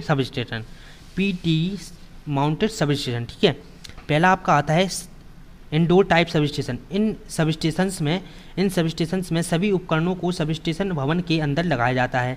अतः ये सबस्टेशन 11 kV की क्षमता के लिए भी बना होता है, लेकिन जब वातावरण दूषित हो जाता है तो इन्हें 33 kV तथा 66 kV क्षमता के लिए भी बनाया जाता है। दूसरा आपका आता है कि आउटडोर सबस्टेशन क्या होता है? इस प्रकार के सबस्टेशन या इस प्रकार के उपकेंद्रों को खाली जगहों पर लगाया जाता है। ये उपकेंद्र 2 प्रकार के होते हैं। एक पहला आपका होता है पोल माउंटेड सबस्टेशन और दूसरा होता है प्लेट माउंटेड सबस्टेशन। देखिए अब इसके बाद आपका आता है इंडोर सबस्टेशन और आउटडोर सबस्टेशन में अंतर क्या होता है। ठीक, अगर आपके जो अंतर पूछा जाता है सबस्टेशंस में तो वो इंडोर और आउटडोर इन दोनों के बीच ही जो कि है वो पूछा जाता है, और इससे आपका 1 क्वेश्चन या 2 क्वेश्चन आ सकते हैं। ठीक है, इन सबस्टेशन को बनाने के लिए भवन निर्माण सामग्री जैसे ईंट पत्थर सीमेंट, लोहे, कंक्रीट आदि की ज़रूरत होती है। इनको बनाने के लिए इस प्रकार की इस प्रकार की ईंट पत्थर आदि की ज़रूरत नहीं होती है आउटडोर जो सब स्टेशन होते हैं। ठीक है। दूसरा आपका आता है कि इंडोर सब स्टेशन में मापन के सारे उपकरण जैसे अमीटर, वोल्टमीटर, फ्रिक्वेंसी मीटर आदि को भवन के अंदर रखा जाता है। और आउटडोर सब स्टेशन में इसके सारे जितने उपकरण होते हैं इनको पैनल बोर्ड पर लगाया जाता है। ठीक, इनको रखा नहीं जाता है। इसमें आपका क्या होता है, तीसरे नंबर पर आपका आता है कि इंडोर सब स्टेशन की लागत बहुत ज़्यादा होती है और आउटडोर सब स्टेशन की लागत, इनकी कीमत जो कि कम होती है। ठीक, आउटडोर सब स्टेशन की कीमत क्या होती है, कम होती है। इसका विस्तार आसानी से नहीं किया जा सकता है और इसका विस्तार आसानी से किया जा सकता है। पाँचवें नंबर पर आता है कि स्विच गियर को लगाने के लिए अधिक खर्च की ज़रूरत होती है। किसमें, इंडोर सब स्टेशन में। और आउटडोर सब स्टेशन में इसमें कम खर्च की आवश्यकता होती है। छठवें नंबर पर आपका आता है कि इसको असेंबल करने के लिए, मतलब कि इसको खड़ा करने के लिए या लगाने के लिए ज़्यादा समय लगता है और इसको लगाने के लिए कम समय लगता है। ठीक है। ठीक, तो ये हो चुका आपका इंडोर और आउटडोर सब स्टेशन के बीच अंतर क्या क्या होते हैं वो हमने आपको सब पढ़ा चुके हैं। ठीक है। इसके बाद देखिए आपका आता है कि सब स्टेशन के मुख्य भाग निम्नलिखित होते हैं। आपके सब स्टेशन के जो निम्न भाग होते हैं आपके, उनके बारे में हम पढ़ेंगे। सबसे पहला आपका होता है यार्ड, दूसरा होता है कंट्रोल रूम, तीसरा होता है आपका microwave room, battery room, repair room और स्टोर रूम। इन सभी के बारे में भी हम एक बार सबसे जल्दी थोड़ा पढ़ लेते हैं। यार्ड क्या होता है, सब स्टेशन का वह स्थान जहाँ पर पावर ट्रांसफार्मर, सर्किट ब्रेकर और आपका इंसुलेटर और अरेस्टर तथा लाइन के अब्रक अंगों को समुचित रूप से स्थापित किया जाता है, उनको हम कहते हैं यार्ड। ठीक। इसके बाद कंट्रोल रूम क्या होता है, विद्युत उपकरण का वह स्थान जहां से कंट्रोलिंग के सारे उपकरण जैसे आपका करंट ट्रांसफार्मर, ठीक, frequency meter, volt meter, replay आदि को लगाया जाता है, उसको हम कहते हैं क्या, कंट्रोल रूम कहते हैं। आपके तीसरे नंबर पर आपका आता है, इसके बाद आता है आपका माइक्रोवेव रूम। देखिए वह स्थान जिसमें से अन्य दूरस्थ व विशाल विद्युत जनन केंद्र तथा उपकेंद्र के लिए सूचनाओं का आदान प्रदान होता है, वो आपका माइक्रोवेव रूम होता है। देखिए जो आपके अदर सब स्टेशन होते हैं उन सभी के साथ जो आपका बातचीत होती है, उन सभी आपके किसके अंतर्गत आते हैं, माइक्रोवेव रूम के अंतर्गत आते हैं। चौथा आपका होता है बैटरी रूम। बैटरी रूम क्या होता है, सब स्टेशन का वह रूम जिसमें बैटरी का समूह स्थापित किया जाता है। बैटरी का मतलब बैटरी रूम आपका जो बैटरी रूम कहलाता है। इसमें डीसी सप्लाई प्राप्त होती है। इसका प्रयोग इमरजेंसी लाइट आदि के लिए किया जाता है। पांचवा और लास्ट आपका आता है रिपेयर रूम। देखिए रिपेयर रूम क्या होता है, सब स्टेशन का वह भवन जिसमें यंत्र, उपयंत्र, मापन यंत्र, रक्षी यंत्र और आपका उपकरण आदि यंत्र या युक्ति की मरम्मत की जाती है। ठीक, वो आपके रिपेयर रूम कहलाते हैं। तो ये सारे आपके हो चुके हैं सब स्टेशन के जितने भी आपके मुख्य भाग होते हैं उन सभी के बारे में। देखिए दो आपके और बचे हैं, लास्ट वो नहीं था, दो आपके और जी लास्ट हैं इसके बाद। ठीक, पहला आपका छठवां आपका इसके बाद आता है, पाँचवें के बाद आपका छठवां आता है स्टोर रूम। वह रूम जिसमें मेंटेनेंस तथा मरम्मत संबंधी सामग्री व आवश्यक सामान रखे जाते हैं, उन्हें स्टोर रूम कहते हैं। सातवां आपका आता है ऑफिस। वह कमरा जिसके अंदर सब स्टेशन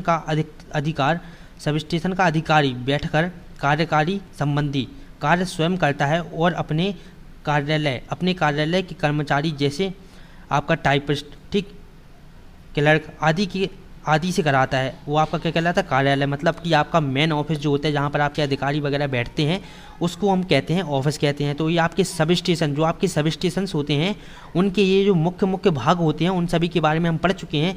इसके बाद हम पढ़ेंगे, इसके बाद अब देखिए हम क्या है, type of device used on electric sub station. आपकी जो इलेक्ट्रिक सब स्टेशन में मुख्य होने वाली डिवाइस, प्रयोग होने वाली डिवाइस, आपके जो इलेक्ट्रिकल सब स्टेशन में जो डिवाइस यूज की जाती हैं उन सभी के बारे में देखिए। यहाँ पर आपकी 11 तरह की आपकी डिवाइस जो की हैं। करंट कैरिंग डिवाइस, पहली आपकी करंट कैरिंग डिवाइस, दूसरी आपकी है क्या, रेगुलेटिंग एंड कंट्रोलिंग डिवाइस, तीसरी आपकी है on off device, measuring device, protective device, आपका ट्रांसफॉर्मेशन डिवाइस, कन्वर्टिंग डिवाइस, और आपका 8वां है क्वालिटी इम्प्रूवमेंट डिवाइस, 9वां आपका है टेस्टिंग डिवाइस, चिमनी डिवाइस, और आपका देखिए 11वें नंबर क्या है, क्या, इल्यूमिनेशन प्रदीपन युक्ति या मतलब डिवाइस। इन सभी के बारे में भी हम जल्दी से पढ़ लेते हैं। आपके थोड़े 2 लाइन के जो कि इनके आंसर हैं, जल्दी से इनके बारे में हम पढ़ लेते हैं। देखिए आपका पहला होता है current carrying device. Current carrying device क्या होता है, वायर, लाइन, कंडक्टर, केबल और आपका कनेक्टर, जंपर आदि का प्रयोग करते हैं इसके अंतर्गत। ठीक, दूसरे नंबर में आप करते हैं कि रेगुलेशन एंड कंट्रोलिंग डिवाइस क्या होती है, जैसे टेम्परेचर आदि डिवाइस का प्रयोग किया जाता है। तीसरा आपका होता है ऑन ऑफ डिवाइस। क्या होता है? बंद और चालू करने के लिए जिस डिवाइस का प्रयोग करते हैं उनको कहते हैं क्या? ऑन ऑफ डिवाइस कहते हैं। चौथा आपका होता है मेजरिंग डिवाइस। विद्युत मापन करने के लिए निम्नलिखित प्रकार की डिवाइसों का प्रयोग किया जाता है, जैसे कि अमीटर, वोल्टमीटर, पावर फैक्टर, आपका वॉटमीटर, थर्मामीटर और आपका टेम्परेचर मीटर, प्रेशर गेज। ये सभी आपके किसके मेजरिंग डिवाइस के अंतर्गत आते हैं। ठीक, 7वें नंबर पर आपका आता है कि प्रोटेक्टिव डिवाइस। प्रोटेक्टिव डिवाइस क्या होता है? इलेक्ट्रिकल इंस्ट्रूमेंट को सुरक्षा प्रदान करने के लिए, सुरक्षित करने के लिए। ठीक, फ्यूज, प्रोटेक्टिव रिले, थर्मिस्टर, ठीक, थायरिस्टर और प्रोटेक्टिव प्लग आदि जो आपके आते हैं उपकरण, उन सभी को हम क्या कहते हैं? प्रोटेक्टिव डिवाइस कहते हैं। 6वें नंबर पर आपका आता है ट्रांसफॉर्मेशन डिवाइस। देखिए, इलेक्ट्रिकल डिवाइस को पावर ट्रांसफॉर्मर, करंट ट्रांसफॉर्मर, ठीक, और आपका पोटेंशियल ट्रांसफॉर्मर आदि का प्रयोग करते हैं। किसके अंतर्गत? ट्रांसफॉर्मेशन डिवाइस के अंतर्गत। 7वें नंबर पर आपका आता है क्या? Converting device. कन्वर्टिंग डिवाइस क्या होता है? जैसे कि आपका रिफ्लेक्टर, कन्वर्टर, मोटर, इन्वर्टर और आपका जनरेटर, ठीक, जनरेटर सेट। इन प्रकार की आपकी डिवाइस आती हैं किसकी? कन्वर्टिंग डिवाइस के अंतर्गत। आपका 8वां और लास्ट आता है क्या? क्वालिटी इंप्रूवमेंट डिवाइस, जैसे तेल शोधन युक्ति, आपकी गुणक संशोधन युक्ति। ये सभी मशीन आपकी किसके अंतर्गत आती है? क्वालिटी इंप्रूवमेंट डिवाइस के अंतर्गत आती है। 9वां आपका है टेस्टिंग डिवाइस। टेस्टिंग डिवाइस क्या होता है? आपकी विद्युत शक्ति को टेस्ट करने के लिए निम्न प्रकार की युक्ति का प्रयोग करते हैं। आपका ऑयल टेस्ट, ठीक, मीटर टेस्ट और आपका relay test, insulator, megger test. इन प्रकार की आपकी 11 नंबर पे आपका आता है चिमनी डिवाइस। ठीक, चिमनी डिवाइस क्या होता है? विद्युत युक्ति का जैसे ट्रांसफॉर्मर, ऑयल का डाइलेक्ट्रिक स्ट्रेंथ, ठीक, डाइलेक्ट्रिक स्ट्रेंथ और बैटरी के सेल का प्रयोग चिमनी का ग्रेविटी टेस्ट आदि में करते हैं। आपका देखिए इल्यूमिनेशन क्या होता है? जैसे रोशनी के लिए प्रयोग विभिन्न प्रकार के लैंप का प्रयोग करते हैं। इल्यूमिनेशन आपका क्या होता है? जो रोशनी करने के लिए जो हम लैंप का प्रयोग करते हैं वो आपके इसके अंतर्गत आते हैं। इसके बाद आता है आपका ट्रांसफॉर्मर सबस्टेशन में लगने वाले डिवाइस। ठीक, बस बार, इंसुलेटर, आपका देखिए isolate switch, circuit breaker, fuse, protective relay, transformer, circuit transformer, potential transformer, सूचक व मापन उपयंत्र और आपका पैनल बोर्ड। तो इन सभी के बारे में भी आपको डिटेल से पढ़ना है, लेकिन हम आपको नोट्स देंगे, उनकी आप पढ़ लेना। ठीक, कल आपको जो कि ये नोट्स और लास्ट वीडियो लेक्चर ट्रांसमिशन का मिल जाएगा ब्रह्मास्त्र सीरीज़ का। इसी के साथ हमारा पहला आपका जो दूसरा और तीसरा लेसन था वो समाप्त होता हुआ। ठीक है, इन आप देखिए जितना आपको ब्रह्मास्त्र सीरीज़ में पढ़ाया जा रहा है, आप इतनी तैयारी करते हुए चलें। आप इस चीज़ की हम आपको गारंटी दे सकते हैं कि आप पेपर में कुछ भी छोड़कर नहीं आएंगे, सारे क्वेश्चन अटैम्प्ट करेंगे और आप अच्छे नंबर से जो कि वो पास हो सकेंगे। और देखिए आपको एक चीज़ और बता दें, ठीक, आपके जो लास्ट आपका अगला सेमेस्टर होगा 5th सेमेस्टर, तो 5th सेमेस्टर के भी आपको सारे नोट्स और सारे वीडियो लेक्चर आपको चैनल पर ही मिलेंगे। और आप सभी लोगों के लिए एक सरप्राइज़ जो कि है वो बहुत ही जल्दी चैनल लाने वाला है आप लोगों के लिए। ठीक, उससे आप क्या करेंगे, आप उससे पढ़ाई के साथ साथ अपनी कमाई भी कर सकते हैं। ठीक, उसमें आपका इस तरह से होगा, अभी बता नहीं रहे, ठीक, आपको उसी टाइम पता चलेगा जब आपका सरप्राइज वो आएगा। ठीक, देखिए तीसरे वीडियो लेक्चर आपका है ये ट्रांसमिशन का। हम इसमें पढ़ेंगे 100 MCQ टाइप क्वेश्चन का रिवीजन करेंगे। इलेक्ट्रिकल सबस्टेशन से इलेक्ट्रिकल पावर को कंज्यूमर तक या उपभोक्ता तक कौन पहुंचाता है? आपका देखिए दोनों, ट्रांसमिशन और डिस्ट्रीब्यूशन। ट्रांसमिशन से भी और डिस्ट्रीब्यूशन से, दोनों से हम क्या करते हैं, इलेक्ट्रिकल पावर को इलेक्ट्रिकल सबस्टेशन से इलेक्ट्रिकल पावर को कंज्यूमर तक पहुंचाते हैं। ठीक, दूसरे नंबर पर आपका आता है कि इलेक्ट्रिकल सबस्टेशन कितने प्रकार के होते हैं? 2 प्रकार के होते हैं, AC डिस्ट्रीब्यूशन और आपका DC डिस्ट्रीब्यूशन। AC डिस्ट्रीब्यूशन और आपका DC डिस्ट्रीब्यूशन, इलेक्ट्रिकल डिस्ट्रीब्यूशन 2 प्रकार के होते हैं। तीसरा आपका आता है कि डिस्ट्रीब्यूशन सिस्टम के कितने भाग होते हैं? डिस्ट्रीब्यूशन सिस्टम के 3 भाग होते हैं, फीडर, डिस्ट्रीब्यूटर और आपका सर्विसमैन। इन तीनों के बारे में डिटेल से पढ़ चुके हैं। देखिए जब आप डिटेल से हर चीज़ के बारे में पढ़ लेंगे तो आपका कुछ भी क्वेश्चन आपका बच ही नहीं सकता है। और आपको पूरे यूट्यूब पर इस तरह से और इतने MCQ टाइप क्वेश्चन किसी ने नहीं बताए हैं। आप एक चीज़ ध्यान रखिएगा, पूरे यूट्यूब पर आपको किसी भी चैनल ने आपको इतने सारे MCQ टाइप क्वेश्चन नहीं बताए हैं। आप ट्रांसमिशन में कितने 300 MCQ बता चुके हैं आपको। और अगर आप उसको कम भी करें तो कम से कम 50 MCQ type 500 MCQ type question तो आपको बता ही चुके हैं हम। ठीक है, ठीक, चौथे नंबर पर आपका आता है इलेक्ट्रिकल पावर को इलेक्ट्रिक जनरेशन स्टेशन से डिस्ट्रीब्यूशन तक पहुंचाता है कौन? फीडर पहुंचाता है। ये जो कॉमन चीज़ें हैं आपको बिल्कुल से ज़रूर से याद करनी है, इन्हीं में से जो कि आपके MCQ टाइप क्वेश्चन बनेंगे। ठीक है, 5वें नंबर पर आपका आता है कि इलेक्ट्रिकल पावर को फीडर से सर्विसमैन तक कौन पहुंचाता है? डिस्ट्रीब्यूशन। इन सभी के बारे में हमने डिटेल से आपको पढ़ा दिया है, आप लोग बिल्कुल भी कन्फ्यूजन जो कि इस बारे में ना हो। 6वें नंबर पर आपका आता है इलेक्ट्रिकल पावर को डिस्ट्रीब्यूशन से उपभोक्ता तक कौन पहुँचाता है? सर्विसमैन पहुँचाता है। एलटी का आपका और लो, आपका एसटी और एलटी का फुल फॉर्म हमने बता दिया था। एलटी का फुल फॉर्म होता है लो टेंशन, ठीक है। एचटी का आपका फुल फॉर्म होता है हाई टेंशन, ठीक है। एसी सप्लाई के अंदर 1000 वोल्ट से कम के वोल्टेज को एलटी कहते हैं, और अगर 10,000 वोल्टेज से ऊपर और 33,000 वोल्टेज से नीचे की वोल्टेज अगर आपकी है तो उसको हम एचटी कहते हैं, हाई टेंशन, ठीक है। हाई टेंशन या वोल्टेज, टेंशन या वोल्टेज दोनों एक ही चीज़ हैं, ठीक है। 8वें नंबर पर आपका आता है कि निम्न में से कौन सी विद्युत की प्राइमरी वितरण डिस्ट्रीब्यूशन लाइन है, ठीक। निम्न में से कौन सी है, आपकी 6.6 kV या आपका कितना 11 kV, ये दोनों एक ही चीज़ है। 9वें नंबर पर आपका आता है कि प्राइमरी ट्रांसमिशन में आती है 132 kV, आपका प्राइमरी ट्रांसमिशन में क्या आता है 132 kV। सेकेंडरी डिस्ट्रीब्यूशन में आपका आता है 415 kV। और देखिए अगर एक आध दो क्वेश्चन जल्दबाजी में गलत हो जाते तो कोई बहुत बड़ी बात नहीं है, ठीक। 50 और 100 MCQ टाइप क्वेश्चन बताने में अगर एक आध क्वेश्चन गलत हो जाता है तो उसको आप कमेंट बॉक्स में जरूर से बताया करें, हम अगले वीडियो लेक्चर में आपको करेक्शन करा दिया करें, ठीक। बिल्कुल भी आप लोग परेशान ना हों। 12वें नंबर पर आपका आता है कि डिस्ट्रीब्यूशन लाइन में प्रयुक्त ACSR का तार का फुल फॉर्म क्या है, एल्यूमिनियम कंडक्टर स्टील रेनफोर्स बार। एल्यूमिनियम कंडक्टर स्टील रेनफोर्स बार हमने इसके पहले वाले वीडियो लेक्चर में आपको कमेंट बॉक्स में लिखने के लिए कहा था, लेकिन 2 या 3 बच्चों ने ही इसका जो कि है आंसर दिया है, ठीक। 13 नंबर का आपका आता है क्वेश्चन कि डिस्ट्रीब्यूशन लाइन में प्रयुक्त पोल को जमीन में कितनी गहराई पर लगाया जाता है, तो 1/6 कितना डिस्ट्रीब्यूशन लाइन में यूज किए जाने वाले AC पोल के बीच की दूरी कितनी होती है, 60 से 100 मीटर।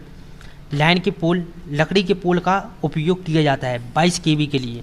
ये सब छोटी छोटी चीज़ें जो कि यहाँ आप लोगों को रट चुकी हैं, ठीक है। 16 नंबर का आपका आता है, 16 नंबर पे आपका आता है कि भारत में हाई ट्रांसमिशन वोल्टेज कितनी kV का होता है, तो आपका देखें 765 kV, 765 kV। अंडरग्राउंड केबल का यूज करते हैं हम कहाँ पर, ट्रांसमिशन में भी डिस्ट्रीब्यूशन में, दोनों में करते हैं। जहाँ ओवरहेड ट्रांसमिशन या डिस्ट्रीब्यूशन सिस्टम बाधित होता है, मतलब कि जहाँ पर आपका ओवरहेड और आपका डिस्ट्रीब्यूशन, ओवरहेड ट्रांसमिशन और डिस्ट्रीब्यूशन नहीं हो सकता है, वहाँ पर हम अंडरग्राउंड केबल का प्रयोग करते हैं। 19 नंबर का आपका क्वेश्चन आता है कि लो वोल्टेज केबल में कितने kV की वोल्टेज जो कि कितने वोल्ट की वोल्टेज आपकी प्रवाहित होती है, तो आपकी कितनी 1000 वोल्ट की। 1000 वोल्ट को अगर हम kV में कन्वर्ट करें तो आपका कितना आएगा, 1 kV आएगा, ठीक है।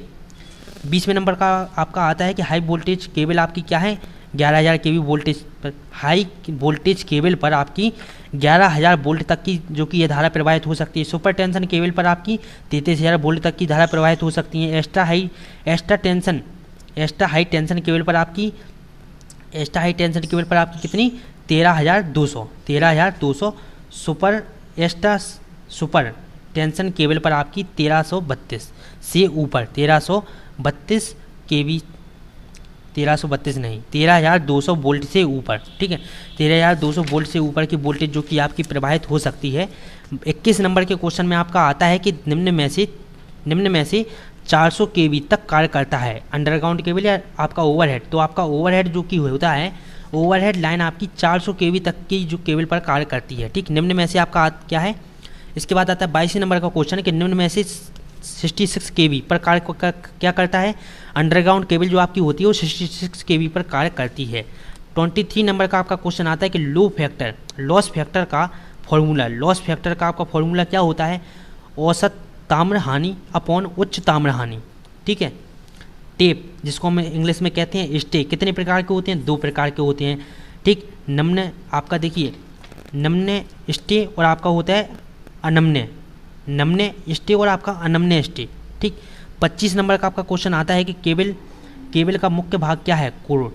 केबल का मुख्य भाग क्या है, कोर, जिसको हम हिंदी में कहते हैं कोर या क्रोड, दोनों एक ही चीज़ है। 26 नंबर के क्वेश्चन में पूछता है कि विद्युत ऊर्जा को उत्पादन से लेकर उपभोक्ता खपत तक निम्न में से किसके द्वारा पहुंचाया जाता है, विद्युत जनन, विद्युत संचरण, विद्युत वितरण और आपका विद्युत उपयोग, तो इन सभी के द्वारा हम पहुंचाते हैं। विद्युत जनन या उत्पादन किस शक्ति संयंत्र द्वारा किया जाता है, सभी के द्वारा, diesel power plant, hydro power plant और थर्मल पावर प्लांट। विद्युत ऊर्जा का संचरण प्रायः किया जाता है, हाई वोल्टेज पर विद्युत ऊर्जा का संचरण किया जाता है, ठीक है। विद्युत संचरण या प्रेषण का तात्पर्य क्या है, विद्युत को एक स्थान से दूसरे स्थान पर भेजना, ठीक। विद्युत संचरण या विद्युत प्रेषण कहलाता है आपका, ठीक। ट्रांसमिशन या डिस्ट्रीब्यूशन, ठीक। ट्रांसमिशन, संचरण, ट्रांसमिशन, संचरण ट्रांसमिशन लाइन का प्रभावी एसी प्रतिरोध डीसी प्रतिरोध की तुलना में क्या होता है, अधिक होता है। 31 नंबर का आपका क्वेश्चन आता है कि इंडिया में मानक आवृत्ति स्टैंडर्ड फ्रिक्वेंसी कितनी होती है, 50 HB होती है, 50 HB होती है, कितनी होती है, 50 HB होती है। 32 नंबर का आपका क्वेश्चन आता है कि स्किन इफेक्ट केबल क्या होती है, हाई आवृत्ति पर कार्य करती है, हाई आवृत्ति पर दिखती है। आपकी 33 नंबर का आपका क्वेश्चन आता है कि ओवरहेड में फॉल्ट कम होते हैं या ज़्यादा होते हैं, क्या होते हैं, अधिक होते हैं। आपकी ओवरहेड केबल जो होती है उसमें आपके फॉल्ट क्या होते हैं, ज़्यादा होते हैं। केबल का चालक जब कहीं से टूट जाता है तो कौन सा फॉल्ट कहलाता है, ओपन सर्किट फॉल्ट कहलाता है। जब आपकी केबल का इलेक्ट्रिकल इंसुलेटर हट जाता है तो आपका कौन सा फॉल्ट कहलाता है, आपका शॉर्ट सर्किट फॉल्ट कहलाता है। ये सभी चीज़ें आपको एकदम क्लियर हो चुकी होंगी, ठीक है। जब केबल को चालक पृथ्वी के साथ संपर्क में आ जाता है तो आपका वो अर्थ फॉल्ट कहलाता है। 37 नंबर का क्वेश्चन है कि जहाँ पर फॉल्ट होता है वहाँ मेगर क्या प्रदर्शित करता है। देखिए आपको जो हमने मेगर वगैरह पढ़ाए हैं, ठीक, मेगर के द्वारा हम क्या करते हैं, फॉल्ट का पता लगाते हैं। सबसे पहले हम बता दें, आपके मेगर के द्वारा हम आपकी जो केबल है इसमें होने वाले फॉल्ट का पता लगाते हैं। मेगर में आपका जहाँ पर आप देखिए, जैसे कि आपकी केबल है, ठीक, और ये है आपका मेगर, ठीक, ये है मेगर। इसको हम जैसे ही अगर ले जाते हैं और आपकी केबल में जहाँ भी फॉल्ट होगा तो वहाँ पर आपकी मेगर की स्क्रीन पर 0 लिख कर आएगा, क्या 0 प्रदर्शित हो जाएगा। तो आप समझ जाएंगे कि आपका इस जगह पर फॉल्ट है, तो आप वहीं से केबल को काटेंगे और फॉल्ट को सही करेंगे। 38 नंबर का आपका क्वेश्चन आता है कि मर्ले या बर्ले लूप टेस्ट, मुरले या बर्ले लूप टेस्ट के द्वारा क्या करते हैं, किस फॉल्ट का पता लगाते हैं हम, तो अर्थ फॉल्ट का, शॉर्ट सर्किट फॉल्ट का या आप ओपन सर्किट फॉल्ट का। तो AB मतलब कि आपकी अर्थ फॉल्ट और आपका शॉर्ट सर्किट फॉल्ट का पता लगाते हैं हम बर्ले लूप टेस्ट और आपका मर्ले लूप टेस्ट के द्वारा, ठीक। नाम भी तो एकदम बहुत अटपटे ही से हैं, राम लखन ऐसे नाम रखना था। 39 नंबर का आपका क्वेश्चन आता है कि केबल के सभी कोर आपस में किसके द्वारा बंधे होते हैं। तो देखिए संसेचित कागज इम्प्रेग्नेटेड पेपर के द्वारा आपके बंधे होते हैं। 40 नंबर का आपका क्वेश्चन आता है कि केबल को नमी और गैस से बचाने के लिए कौन सा इंसुलेटर या कौन से मिश्रण हम उसके ऊपर लपेटते हैं। तो एल्यूमिनियम व लीड का मिश्रण जो कि हम उसके ऊपर लपेटते हैं। 41 नंबर का आपका क्वेश्चन आता है कि मेटेलिक शीट की सुरक्षा के लिए क्या किया जाता है, उसके ऊपर पेपर टेप लपेट दिया जाता है, किसकी, मेटेलिक शीट की सुरक्षा के लिए। भूमि के अंदर कौन से होते हैं, अंडरग्राउंड केबल। भूमि के ऊपर कौन सी होती है, ओवरहेड केबल। 43 नंबर का क्वेश्चन है कि देखिए सेकेंडरी ट्रांसमिशन लाइन में कितने केवी का वोल्टेज बहता है, 6.6 और आपका 11 केवी का। प्राइमरी ट्रांसमिशन में आपका 132 केवी का, सेकेंडरी ट्रांसमिशन लाइन में आपका 440 वोल्ट या आपका 220 वोल्ट है, 440 वोल्ट या आपका 220 वोल्ट किसमें, सेकेंडरी डिस्ट्रीब्यूशन लाइन में। आपका HT में वोल्टेज, हाई टेंशन में वोल्टेज बहता है, कितना बहता है आपका, देखिए 1000 वोल्ट से ऊपर और 33000 वोल्ट से नीचे, 33000 वोल्टेज से नीचे। फीडर को समान लंबाई में धारा का मान कितना डैश होता है, तो आपका कम, ज़्यादा, समान या इनमें से कोई नहीं, तो आपका समान। उत्पादन केंद्र से संचालित विद्युत शक्ति क्या कहलाती है और कितने केवी की होती है। तो आपकी देखिए प्राइमरी ट्रांसमिशन कहलाती है और 11 केवी की होती है। दो एसी पोल के बीच की दूरी कितनी होती है, 66 केवी या आपका 100 मीटर, 66 केवी आपका कितना, 100 मीटर। 50 नंबर का आपका क्वेश्चन आता है कि इलेक्ट्रिकल पावर को फीडर से सर्विस मेंस में कौन भेजता है, आपका जो डिस्ट्रीब्यूटर होता है, डिस्ट्रीब्यूशन, उसके द्वारा हम भेजते हैं, ठीक। इसके बाद आपके 50 क्वेश्चन जो कि और बचे हैं वो जल्दी से करा देते हैं। 1 नंबर फिर से आपका 1 नंबर स्टार्ट होता है कि जहाँ इलेक्ट्रिकल एनर्जी को किसी प्रकार का ट्रांसफॉर्मेशन या कंट्रोल किया जाता है, उसको हम क्या कहते हैं, इलेक्ट्रिकल सबस्टेशन कहते हैं, ठीक। जहाँ पर आपकी इलेक्ट्रिकल पावर को हम क्या करते हैं, ट्रांसफॉर्मेशन या कंट्रोल करते हैं, उसको हम कहते हैं इलेक्ट्रिकल सबस्टेशन कहते हैं। लाइन के झोल को किस अक्षर के प्रदर्शित किया जाता है, सेक से प्रदर्शित करते हैं और इसका सिंबल होता है S, ठीक है। चालक का ताप बढ़ाने के लिए लाइन के झोल को क्या प्रभाव करता है। देखिए आपका लाइन का झोल जो कि है वो किसके कारण आता है, बढ़ता है, ठीक। चालक का ताप बढ़ने से क्या होता है, आपकी जो तार है उसका झोल बढ़ जाता है, ठीक है। झोल को हमने इंग्लिश में आपको बताया था क्या कहते हैं, सेक कहते हैं। सेक की गणना का सूत्र क्या है, S बराबर WL² 8T। सेक की गणना का सूत्र है S बराबर WL² 8T। चालक का भार बढ़ने से लाइन के झोल पर क्या प्रभाव पड़ता है। आपका जो चालक का, देखिए आप एक चीज़ देखिए, अगर आपकी चालक का भार, ठीक, चालक पर दाब अगर आपका बढ़ जाता है, चालक पर दाब या भार, ताप या भार, तो आपकी जो सर्विस लाइन, आपकी जो लाइन है उस पर सेक बढ़ जाता है, अर्थात झोल आ जाता है। 6वें नंबर पर आपका आता है कि निम्न वोल्टता लाइन खुली हो तो उसका कोई भी भाग भूमि तल से किस ऊंचाई पर होना चाहिए, किस ऊंचाई पर होना चाहिए, 4.572 मीटर, 4.572 मीटर का।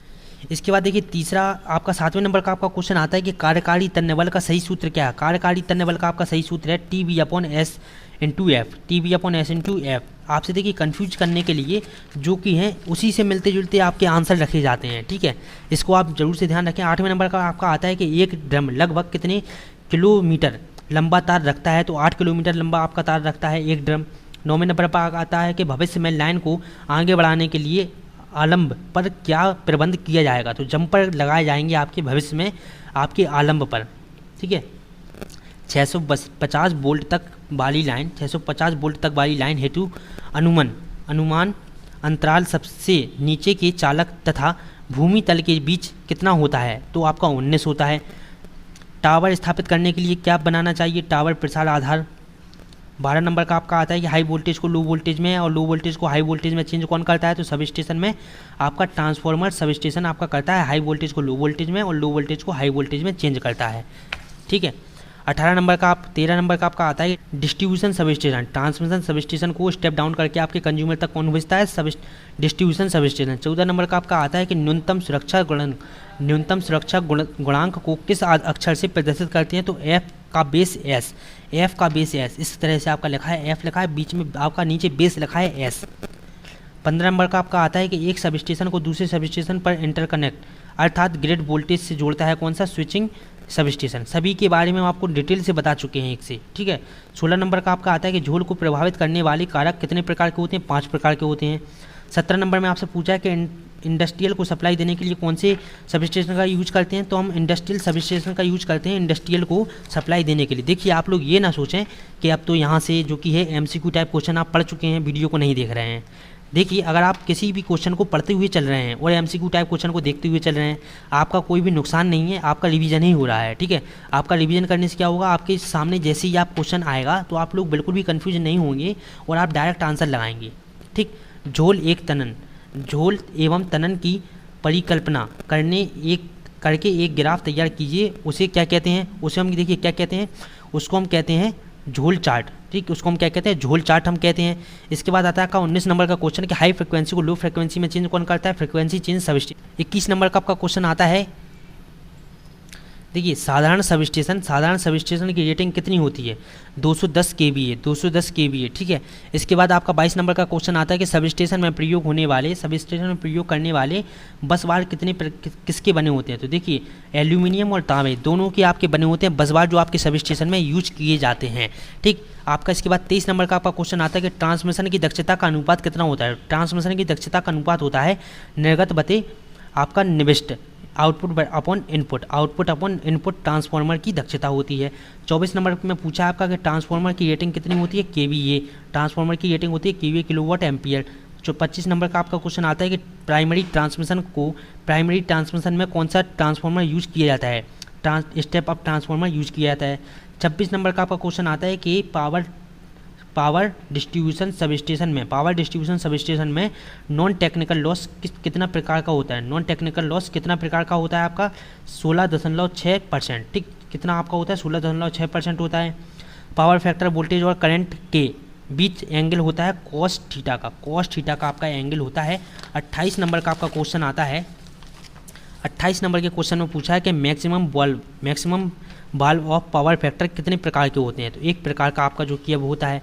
29 नंबर का आपका क्वेश्चन आता है कि एक्टिव पावर और अपरेंट पावर की यूनिट होती है, कितनी होती है, KV और KVA, KW और KVA आपकी होती है अपरेंट पावर और आपका एक्टिव पावर की यूनिट। 30 नंबर का आपका क्वेश्चन आता है कि रिएक्टिव पावर की यूनिट कितनी होती है। रिएक्टिव पावर की यूनिट होती है KVAR। एक्टिव पावर आपकी क्या होती है, एक्टिव पावर आपके होते हैं I cos theta. Reactive power क्या होता है, आई sine theta, active power I cos theta, reactive power I sine theta, active power I cos theta और रिएक्टिव पावर क्या, आई साइन थीटा। 33 नंबर का क्वेश्चन आता है कि लोड करंट पावर फैक्टर के बीच रिलेशन होता है क्या, व्युत्क्रमानुपाती होता है। यदि लोड करंट बड़ी रहती है, यदि लोड करंट बड़ी रहती है तो पावर फैक्टर की वोल्टता क्या होती है, कम हो जाती है। रेजिस्टिव लोड के केस में पावर फैक्टर कैसा होता है, यूनिटी होती है। 36 नंबर का आपका क्वेश्चन आता है कि इंडक्टिव लोड के केस में वोल्टेज करंट से करता है, इंडक्टिव लोड के करंट केस में आपका वोल्टेज करंट से क्या करता है, लीडिंग करता है। 37 नंबर का आपका क्वेश्चन आता है कि कैपेसिटिव लोड के केस में वोल्टेज करंट से करता है क्या, लैगिंग। ठीक, यहाँ पर आपका लीडिंग और यहाँ पर आपका लैगिंग। कुछ क्वेश्चन जो कि और बचे हैं आपके 20 क्वेश्चन टोटल बचे हैं।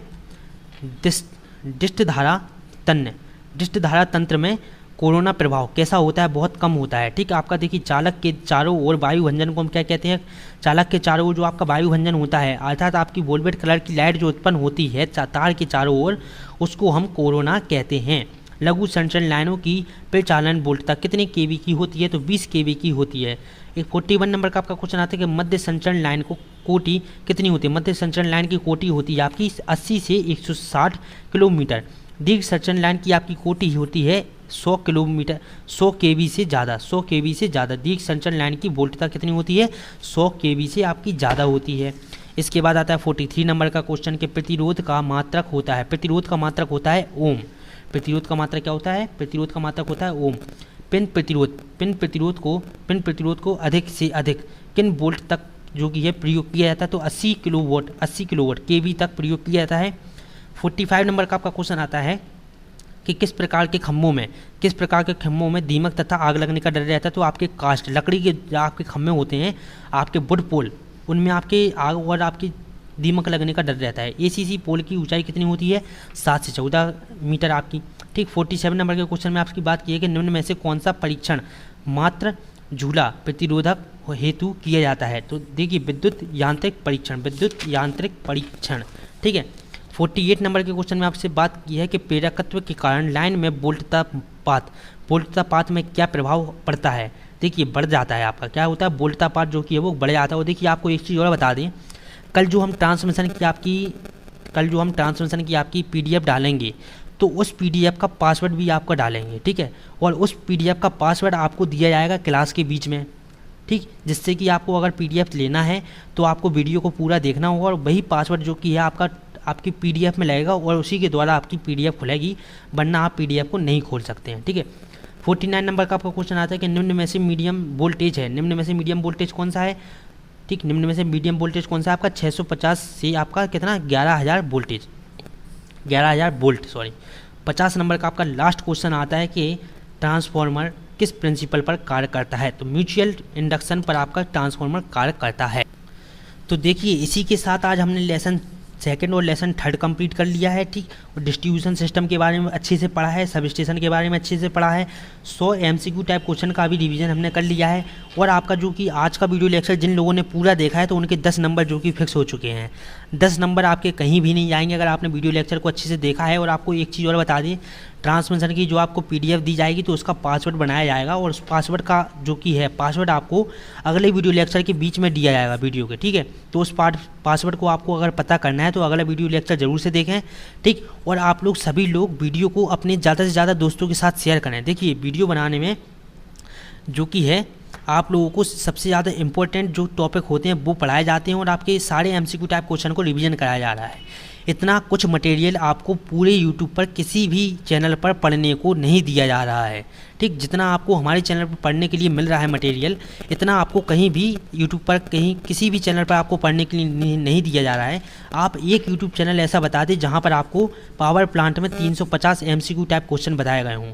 350 MCQ टाइप क्वेश्चन आपको जहाँ पर भी बताए गए हों उसका नाम आप बता दें ज़रूर से हमें। ठीक है, तो चलिए अब मिलते हैं अगले वीडियो लेक्चर में। और आप सभी लोगों के सपोर्ट के लिए आप सभी लोगों को बहुत बहुत धन्यवाद।